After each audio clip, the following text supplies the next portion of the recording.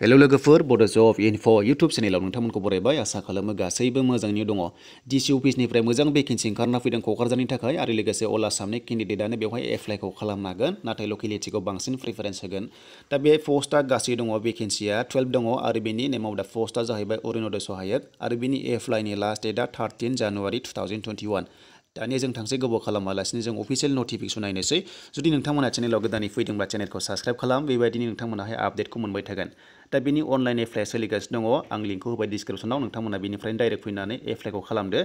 दा जों नायनोसै बेखौ अफिसियेल नटिफिकेसन नायनोसै दानिया सोर एप्लाइखौ खालामनो हागोन नोंथांमोना अफिसियेल नटिफिकेसनाव मोनसिगोन नैबे जाबाय अफिसियेल नटिफिकेसन डिसि अफिसनिफ्राय फैदों क'क्राझारनिफ्राय दा बेवहाय नायोब्ला गासै पस्टआ दङ 12 दा नोंथांमोना बेवहाय नायदो नुबाय आरो बे जाबाय मोनसे टेम्परारि पस्ट जागोन बियो मोनसे सहायकनि थाखाय दा बेवहाय क्वालिफिकेसन नायोब्ला नोंथांमोना बेवहाय गासैखौ नुगोन दा बेवहाय जों नायग्रोनोसै बेवहाय एलिजिबिलिटि क्राइटेरियाखौ जों नायग्रोनोसै गिबियावनो आसामनि रेजिडेन्ट जाथारनांगोन आरो लोगोसे नोंथांमोना ग्रेजुवेट जानांगोन दा बेवहाय ग्रेजुवेट जायोब्लासो एप्लाइखौ खालामनो हागोन आरो बेनिफ्राय नोंथांमोना ग्रेजुवेट जासे जानानै 1 इयार कम्पिउटार कर्स खालामनाय जानांगोन होमबासो एप्लाइखौ खालामनो हागोन आरो जुदि नोंथांमोना जायफोरनिखि एक्सपिरियेन्स मावनाय दं माबाफोर नोंथांमोनखौ बांसिन प्रिफारेन्सखौ होगोन होनना बुंदों बेवहाय लोगोसे नोंथांमोनखौ एग्जाम लानाय जागोन रिटेन टेस्ट आरो बेनिफ्राय नोंथांमोनखौ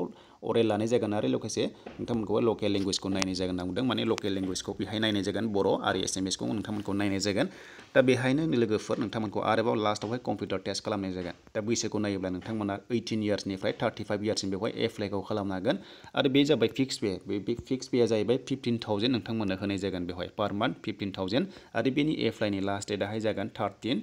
नोंथांमोना 13 जानुवारिसिम एप्लाइखौ खालामनो हागोन अनलाइन नाथाय बिनि एग्जामा अफलाइन जागोन नोंथांमोनखौहाय अफलाइन एग्जाम लानाय जागोन दा बे नोंथांमोना टेम्परारि पस्टखौ मावनो मोनगोन गासै 2 मान्थसनि थाखायल' मावनो मोनगोन आरो माबाफोर जुदि नोंथांमोनाहाय उनाव बारायनोबो हागौ जुदि नोंथांमोनखौहाय बारायनाबो लानो हागौ बेनिखायनो नोंथांमोना एप्लाइखौ खालामबानो जाबाय इन्टारभिउखौ होबानो जाबाय क'क्राझारनि थाखाय बांसिन प्रिफारेन्स दङ जुदि नोंथांमोना लकेलिटिब्ला बेवहाय बांसिन प्रिफारेन्सखौ मोनगोन थ' लोगोफोर आसा खालाम नोंथांमोना भिडिअखौ मोजां मोनो लाइक खालाम कमेन्ट खालाम आरो लोगोसे गोदानै फैदोंब्ला चेनेलखौ साबस्क्राइब खालामबानो जाबाय दा हाउ टु एप्लाइआव नायोब्ला एप्लाइ खालामनायनि लिंकआ नैबेनो आं नोंथांमोननो होखाबाय डिसक्रिप्सनाव बेवहाय थांनानै खालामबानो जाबाय आङो डिसक्रिप्सनाव होदों नोंथांमोना बेनिफ्रायनो खालामनो हागोन माखासे डकुमेन्ट्स आपल'ड खालामनांगोन थ' नोंथांमोना बेखौहाय नायबानो जाबाय दानि लोगोफोर आं भिडिअखौ बेवहायनो दोनथ'बाय